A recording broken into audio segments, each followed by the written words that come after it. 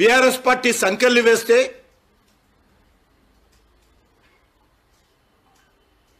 నేను కేసీఆర్ కంటే తక్కువ తిన్నానని చెప్పి రేవంత్ రెడ్డి హయాంలో కూడా రైతులకు సంకెళ్ళు వేశారు.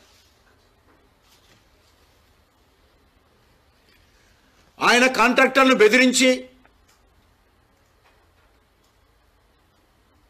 కేసీఆర్ వేలాది కోట్ల రూపాయలు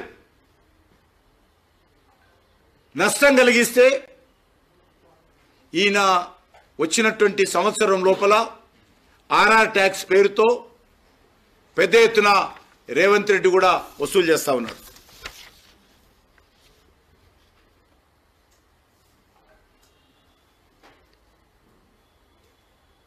ఏ ఒక్క మాట మీద కేసీఆర్ నిలబడలేదు, ఈయన నిలబడలేదు. బయ్యారంలో స్టీల్ ఫ్యాక్టరీ కడతామని చెప్పి 2018లో హామీ ఇచ్చి 5 సంవత్సరాలు పరిపాలన చేసినటువంటి కేసీఆర్ మరి బయ్యారం ఎక్కడ పోయిందో, స్టీల్ ఫ్యాక్టరీ ఎక్కడ పోయిందో కేసీఆర్ చెప్పాల్సినటువంటి అవసరం ఉంది.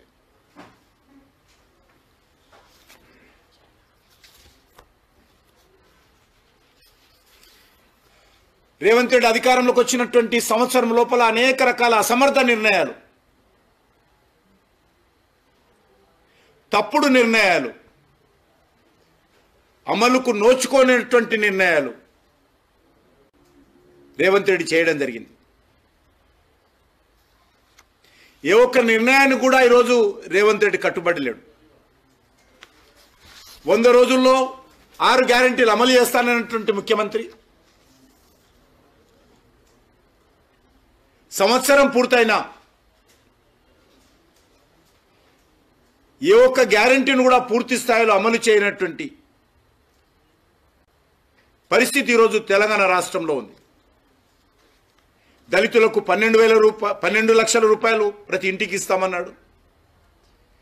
ప్రతి సంవత్సరం 20,000 చొప్పున 5 సంవత్సరాల్లో బీసీలకు 1,00,000 కోట్ల రూపాయలు ఖర్చు పెడతామన్నాడు.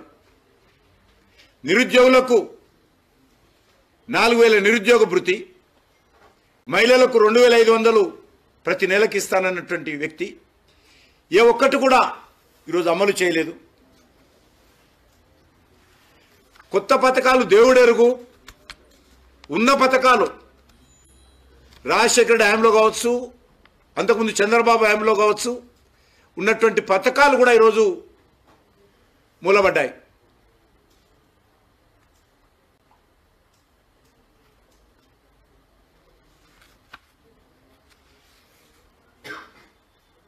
ఆరోగ్యశ్రీ పథకం కావచ్చు, ఫీజుల రియంబర్స్మెంట్ కావచ్చు,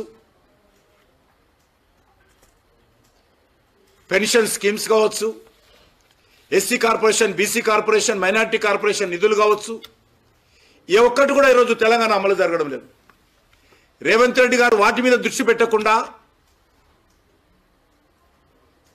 అల్లు అర్జున్ అరెస్ట్ చేద్దామా, దాని మీద ఒక సెన్సేషన్ క్రియేట్ చేద్దామా, హైడ్రా తీసుకొచ్చి ఇండ్లు కూలగొడదామా, మూసి సుందరీకరణ పేరుతో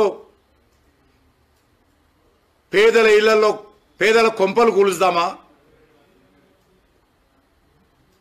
దానితో ఈరోజు సంవత్సరం పాటు కాలం గడిపాడు. నేను ఈరోజు అడుగుతా ఉన్నాను, ఈరోజు ఏం చెప్పారు హైడ్రా?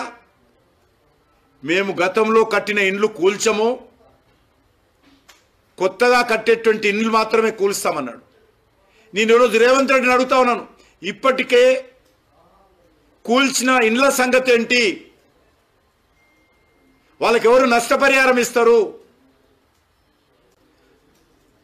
గతంలో కట్టుకున్నటువంటి ఇండ్లు కూల్చనంటున్నావు కదా, ఇప్పటికే కూల్చావు కదా, వాటి సంగతి ఏంటి? మూసీలో మరి ఈ సంవత్సరం పాటు ఇండ్లు కూల్స్తానన్న కారణంగా అనేక నిద్రలేని రాత్రులు మూసి పారివాక ప్రాంతంలో ఉన్నటువంటి పేద ప్రజలు గడిపారు. దానికి జవాబు ఏంటి అని అడుగుతా ఉన్నా.